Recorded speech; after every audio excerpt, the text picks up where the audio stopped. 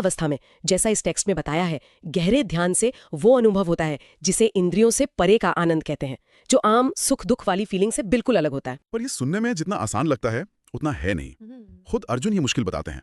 वो कहते हैं कि भाई मन तो बड़ा चंचल है, बड़ा जिद्दी है, ताकतवर है, इसे वश में करना तो ऐसा है जैसे हवा को काबू करना, बहुत मुश्किल।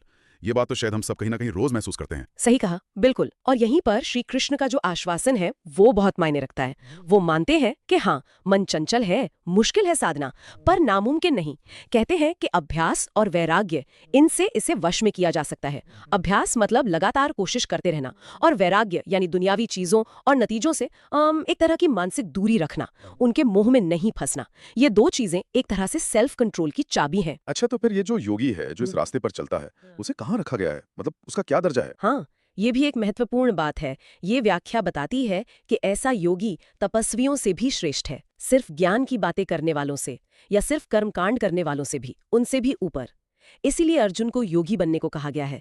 इससे पता चलता है कि ये रास्ता कितना महत्वपूर्ण माना गया है। और क्या सभी योगियों में भी कोई सबसे श्रेष्ठ है या सब एक जैसे? हाँ, आखिर में इस पर भी बात आती है।